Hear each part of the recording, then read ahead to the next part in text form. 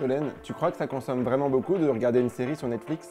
Ben, ta série préférée, elle est sur un serveur, le serveur il chauffe, il faut allumer des climatiseurs pour le refroidir. C'est ta réponse? Ah oui, je crois. Tu veux un peu de canne quand même? Ouais, je veux bien. Une chose que tu peux faire pour te rendre compte de ton impact et de ta consommation numérique, tu peux installer Carbon Analyzer et ça te permet, quand tu vas naviguer sur Internet, de voir la consommation d'une page. Donc là, par exemple, j'ai 2 pages d'ouvertes. J'en ai une qui est notre site éco-conçu et une vidéo de l'outre.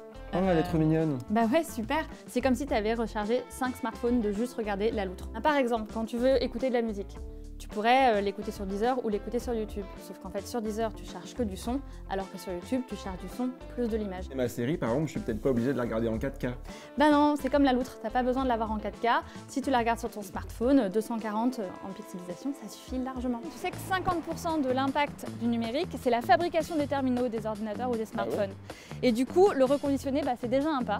Et quand on ne sait pas forcément comment faire, il y a des associations comme Défi à la Nester qui peuvent nous aider. On reconditionne du matériel informatique et puis on intervient aussi lors de Repair Café, environ 1 fois par semaine, où les personnes peuvent venir faire ou réparer eux-mêmes leur ordinateur. Alors les ordinateurs nous sont donnés par des entreprises locales, par exemple la région, l'hôpital de Lorient. On les reconditionne et ils sont ensuite loués, prêtés ou vendus à des particuliers ou des structures de l'économie sociale et solidaire.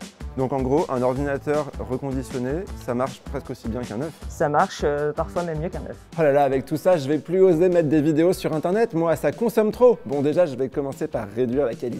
Non, mais Evan, il faut vivre au XXIe siècle, simplement être responsable.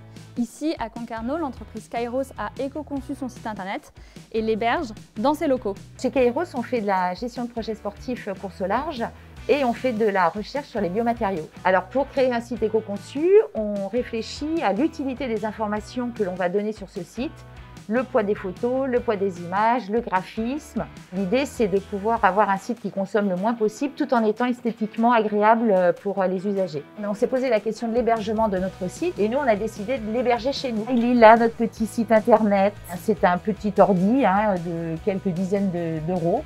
Il marche très bien.